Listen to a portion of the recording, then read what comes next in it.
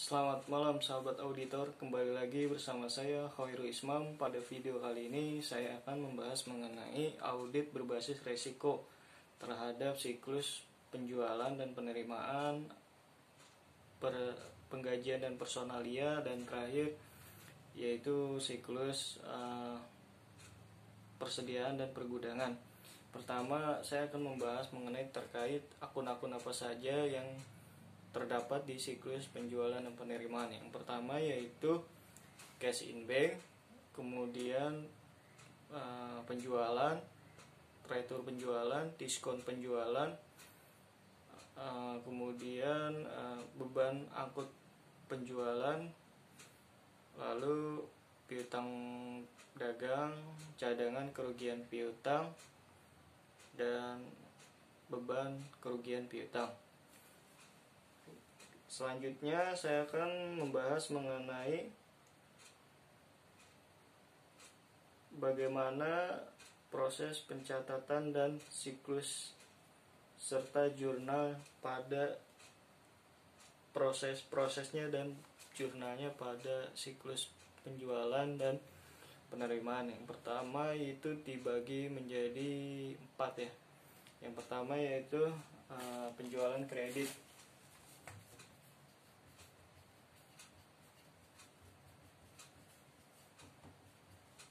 Ada jurnalnya itu cash in bank terhadap piutang usaha. Lalu kalau untuk perusahaan dagang ada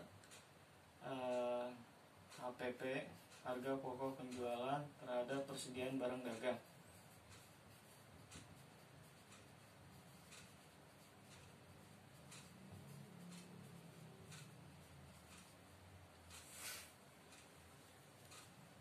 Kemudian untuk prosesnya, pertama itu biasanya kita akan mengirimkan atau penawaran penjualan. Setelah itu akan dibuatlah permintaan penjualan oleh customer, lalu pesanan penjualan, kemudian pengiriman penjualan, kalau ada pengiriman, lalu ada terakhir adalah retur penjualan. Dokumen-dokumen yang terkait yaitu faktur, invoice, surat pengiriman barang, dan lain-lainnya. Yang kedua ada transaksi penerimaan tunai.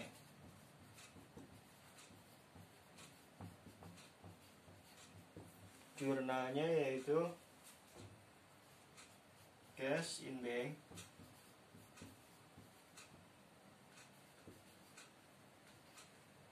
pada piutang usaha.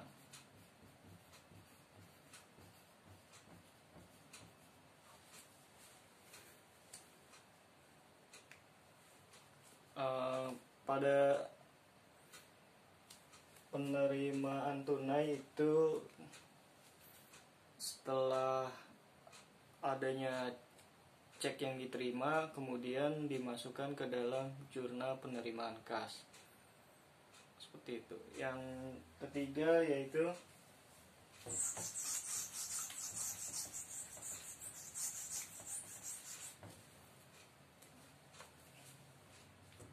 penghapusan piutang.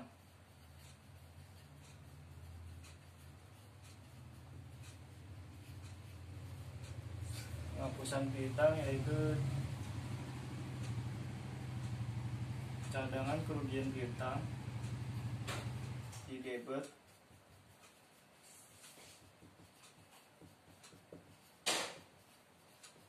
pada piutang usaha.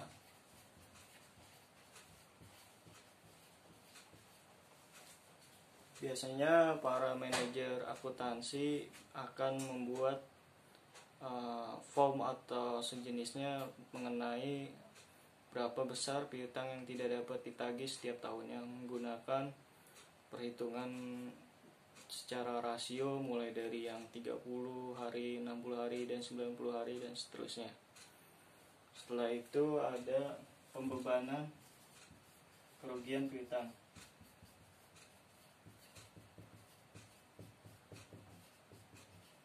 Jurnalnya beban kerugian piutang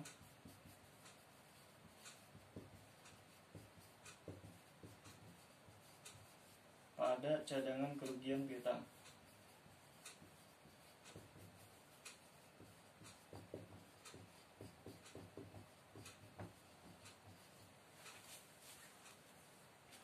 Setiap tahunnya piutang itu ditaksir berapa besar yang akan tidak dapat ditagih atau persentasenya kemungkinan tidak diperoleh piutang tersebut. Soal selanjutnya yaitu bagaimana cara melakukan pengendalian internal atau COSO framework.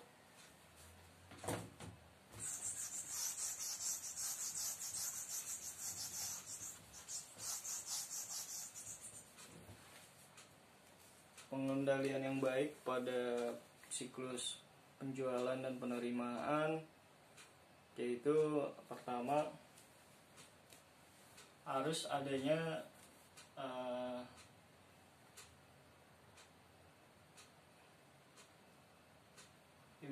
pemisahan tugas ya.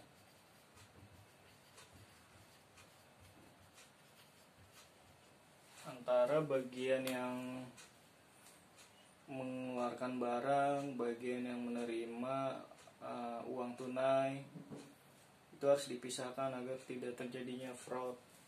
Ini disebutnya dengan observasi. Lalu ada otorisasinya dengan baik atau manajer, head, dan supervisor itu memberikan izin bahwa barangnya yang dari gudang akan dikirim ke pelanggan. Seperti itu. Disebut inspeksi.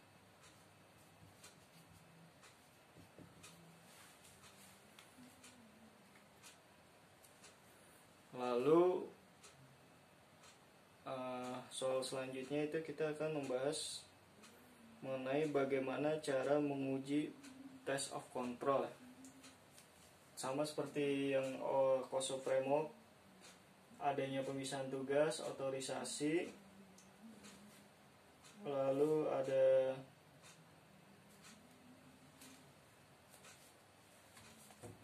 inquiry atau wawancara kepada para karyawan bagaimana pengendalian atas aset atau biasanya barang aset atau piutang usaha itu dikendalikan, seperti apakah jumlah uang yang diterima itu masuk ke dalam kas perusahaan. Itu lalu ada namanya re-performing atau prosedur ulang.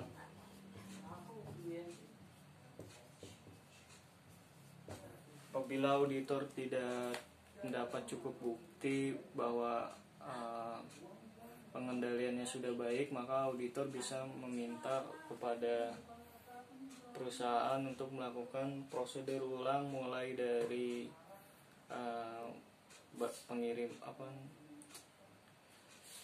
penawaran, penjualan, lalu bagaimana adanya pesanan dari pelanggan, pembuatan faktur, pengiriman barang, hingga pencatatan piutang usaha apakah sudah baik dikendalikan aset perusahaan tersebut.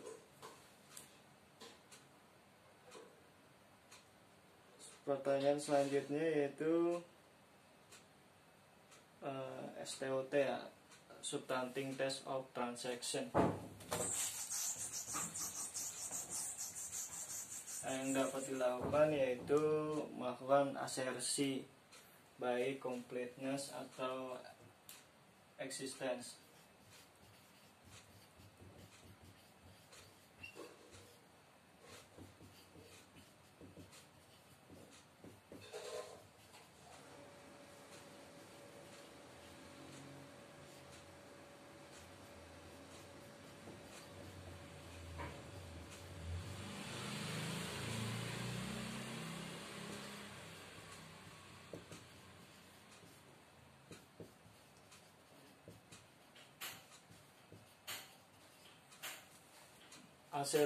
Asersi completeness dan existence itu saling bertolak belakang.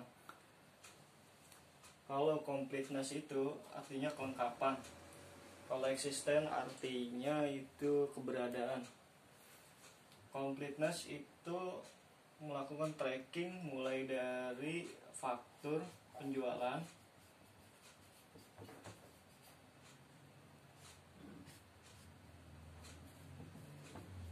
lalu dilihat ke buku besar,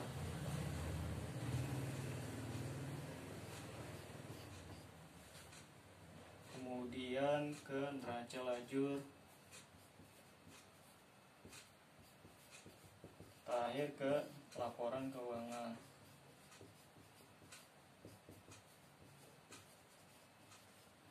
Apakah transaksi-transaksi yang sudah di sampel atau dipilih, apakah transaksi itu sudah lengkap angkanya untuk memenuhi nilai dari laporan keuangan? Jangan-jangan nilai laporan keuangan pada akun penjualan lebih besar dari jumlah transaksi yang ada. Kemudian existence, yaitu mulai dari laporan keuangan,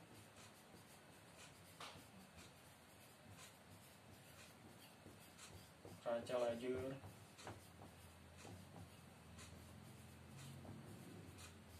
buku besar, sampai ke faktur penjualan.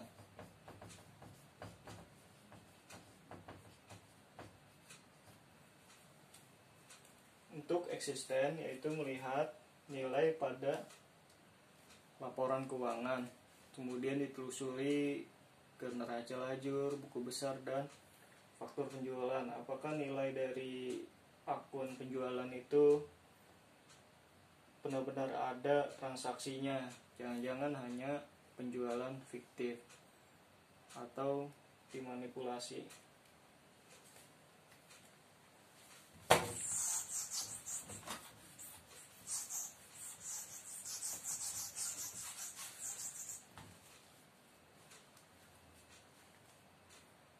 Pertanyaan selanjutnya yaitu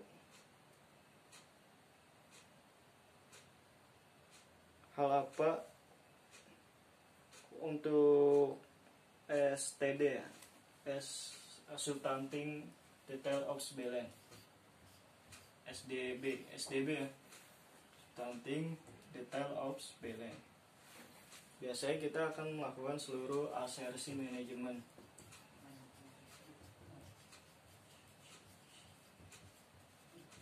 yaitu CRUFAVD completeness,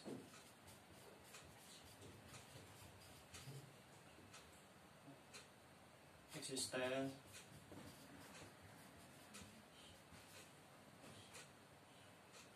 right kewajiban, obligation, right itu hak, obligation kewajiban, valuation penilaian,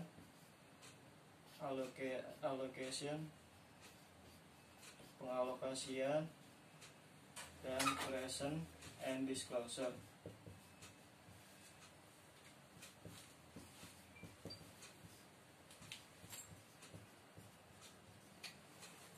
penyajian dan pengungkapan.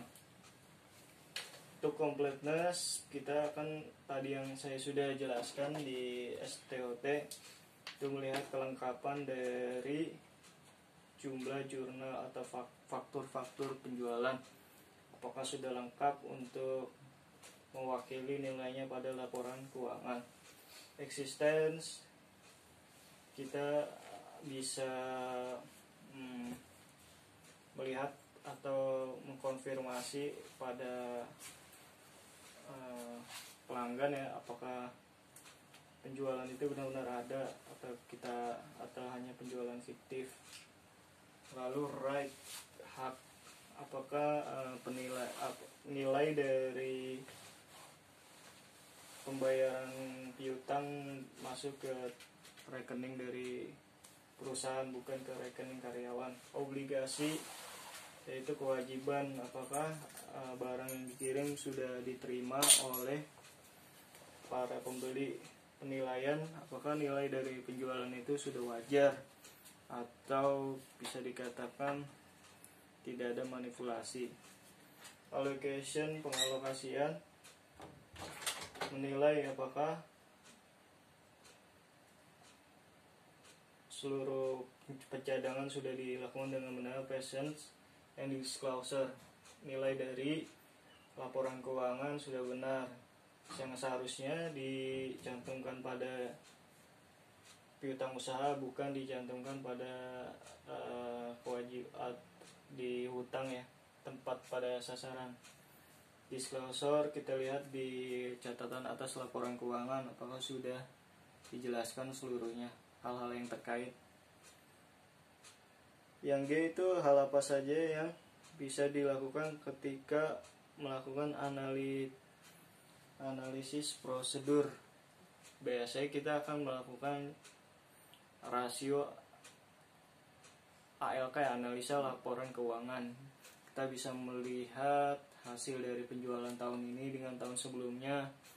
Lalu kita bisa melihat analisis rasio horizontal dan vertikal. Bisa kita vertikal itu antara penjualan dengan laba perusahaan atau piutang usaha pada total aset, quick ratio dan lain-lain.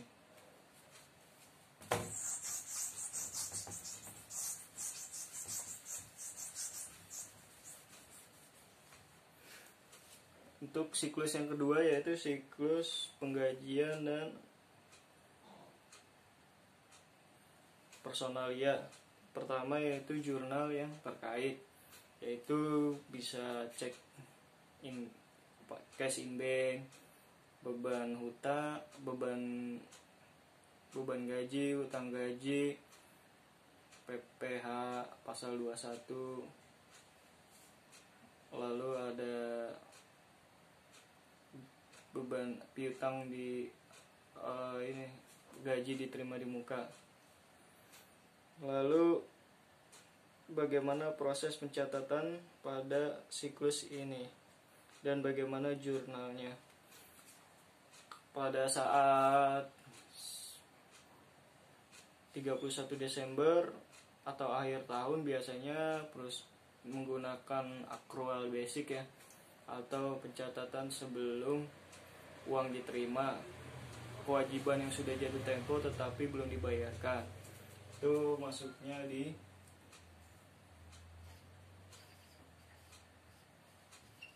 beban gaji pada hutang gaji.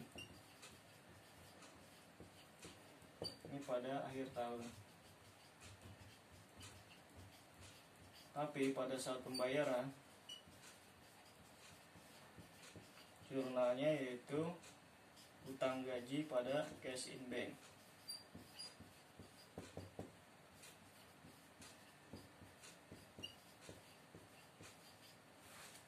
Seperti itu jurnalnya.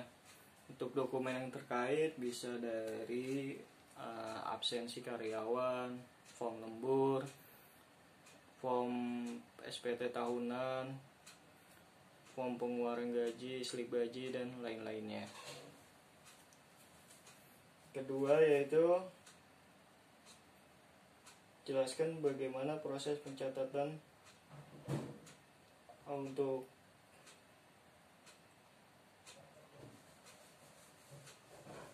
tadi yang kedua. Yang ketiga yaitu bagaimana pengendalian internal yang baik. Pengendalian internal yang baik yaitu ada